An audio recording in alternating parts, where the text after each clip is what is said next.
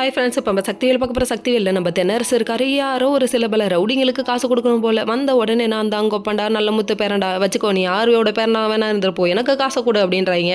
அப்போ உனக்கு எனக்கு சண்டை உடைய போகுது மண்டை அப்படின்றாங்க. இப்போ என்னடா சொல்ல வர, எதுக்குடா பாட்டா பாடிக்கிட்டு இருக்கேன், காசை கொடுறான்னு கேட்டால் நாமம் அப்படிங்கிறாரு. இப்போதைக்கு காசு இல்லைப்பா, ஒரு நாள் டைம் கொடுப்பான்னு சொல்கிறாங்க.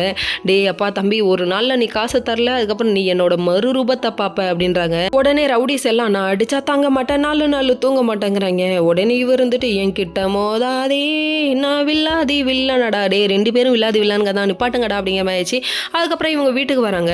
இன்னொரு பக்கம் இங்கே சக்தி ஒரு பக்கம் ரெஸ்ட் எடுத்துட்டு இருக்கு. அந்த டைம் பார்த்து நம்ம பரஞ்சோதி இருக்காங்களே, அவங்களோட ஃப்ரெண்டுக்கு அவங்களோட வீட்டுக்காரருக்கு ஆக்சிடென்ட் ஆயிடுச்சுன்னு பணம் கேட்க, நம்ம சிக்கல் சபதி தர முடியாது, நான் என்ன காசா பணமா கொட்டி கிடக்குதா என்கிட்ட அப்படிங்கிற மாதிரி ஆயிடுச்சு. அதுக்கப்புறம் பார்த்தா காசு பணம் துட்டு மணி இவ்வளோ காசை வச்சிருக்காங்க, இவன் கொடுக்க மாட்டேங்கிறான் நம்பர் அழுப்ப பையா அப்படின்னு சொல்லிட்டு கிளம்பி போயிட்டாங்க. போகிற வழியில் எங்கத்த கஷ்டப்படக்கூடாதுன்னு சொல்லிட்டு இவங்க என்ன பண்ணாங்கன்னா சம்பள காசை தூக்கி கொடுக்க, அந்த டைம் பார்க்கணுமே அப்படியே தேவதையாக தெரியுறாங்க.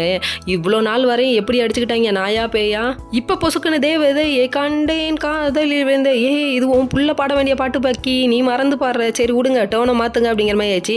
அதுக்கப்புறம் பார்த்தா சிக்கல் சிவபதியை பார்க்குறாங்க. பார்த்த உடனே பார்க்கணுமே, உன்னை பார்த்த பின்பு தான் என் சோதனை காலம், நீ மீண்டும் தோடினால் என் வீட்டு பக்கம் வந்து விடாதே, நாயை வைத்திருக்கேன் அப்படிங்கிற மாதிரி ஆயிடுச்சு. இதெல்லாம் பார்த்தோன்னே கடுப்பாயிடுச்சு. உன் முன்னாடி வேலையை விட்டு நிற்கல, கொண்டு போய் உங்கள் அப்பா வீட்டில் விட்டுருடா அப்படின்னு சொல்கிறாங்க. நம்ம வேலைன்னு ஒரு பக்கம் வேலையை விட்டு நின்றார் போய் சொல்லிட்டாங்க.